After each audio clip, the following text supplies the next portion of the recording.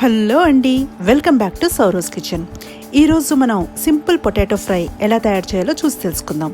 అసలు బంగాళదుంప అంటే ఇష్టపడని వాళ్ళు ఎవరుంటారు చెప్పండి. సో ఇంకెందుకు ఆలస్యం, లెట్స్ బిగిన్. ముందుగా ఇందుకోసం నేను సుమారుగా అరకిలో బంగాళదుంపలు తీసుకున్నాను. వీటిని శుభ్రంగా కడుక్కుని వీటి పైన చూపించిన చిక్కంతా కూడా నీట్గా తీసేయాలి. అయిపోయాక వీటిని చూపించిన విధంగా చిన్న ముక్కల కిందన కట్ చేసుకోవాలి. బంగాళదుంపలు కట్ చేసి ఎక్కువసేపు వదిలేసామనుకోండి నల్లబడిపోతాయి. అందుకని ఏం చేస్తామంటే ఈ కట్ చేసుకున్న ముక్కలన్నిటినీ కూడా ఒక బేసిన్లోని వాటర్ తీసుకుని అందులో కొద్దిగా సాల్ట్ వేసుకుని ఈ ముక్కలన్నిటినీ కూడా అందులో వేసేసుకుని శుభ్రంగా కడుక్కుంటాం అనమాట. దీన్ని ఇలా పక్కన ఉంచండి. ఈ లోపల ఏం చేస్తామంటే ఒక 4 నుంచి 5 పచ్చిమిర్చి చూపించిన విధంగా చిన్న ముక్కల కిందన కట్ చేసుకోండి. ఇప్పుడు ఒక 4 నుంచి 5 వెల్లుల్లి రెబ్బలు చూపించిన విధంగా దంచుకుని ఆ పైన ఉన్న పొట్టును మాత్రం పారేసేయండి. తర్వాత ఒక ఐరన్ కడాయిని మీడియం సెగ మీద వేడికి పెట్టుకుని ఇందులోని 2 టేబుల్ స్పూన్స్ ఆయిల్ వేయండి. ఆయిల్ కొంచెం కాగగానే ఇప్పుడు ఇందులోకి 1/2 టీ స్పూన్ జీలకర్ర, 1/2 టీ స్పూన్ పసుపు వేసుకుని ఇది కొంచెం మిక్స్ చేసుకోండి. జీలకర్ర కొంచెం కలర్ రాగానే ఇందాక మనం దంచి పెట్టుకున్న వెల్లుల్లిపాయలు కూడా ఇందులో వేసుకుని మొత్తం కలుపుకోండి.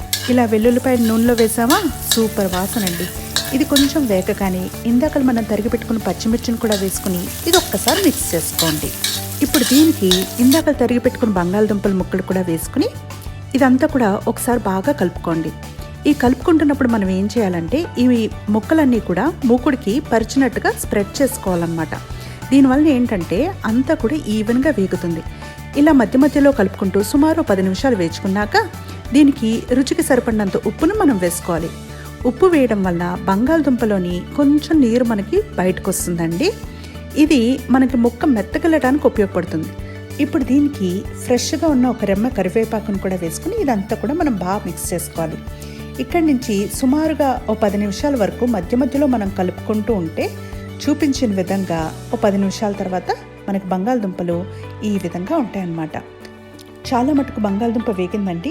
ఇప్పుడు మనం కొంచెం పొయ్యి సెగ తగ్గించుకొని ఇందులో 1 టీ స్పూన్ కారం వేసుకొని ఇదంతా కూడా ఒకసారి మనం బాగా మిక్స్ చేసుకోవాలి. ఇప్పుడు దీనికి మనం పైన చూపించిన విధంగా కొద్దిగా కొత్తిమీరను కూడా చల్లుకొని ఇదంతా కూడా ఒకసారి బాగా మిక్స్ చేసుకుని పొయ్యి స్విచ్ ఆఫ్ చేసి ఒక సర్వింగ్ బౌల్లోకి తీసుకోండి. చూడండి ఎంత క్రిస్పీగా ఎంత బాగా వేగిందని.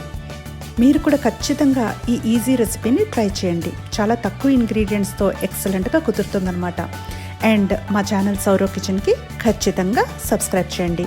Thank you for watching. Catch you in my next video. Bye.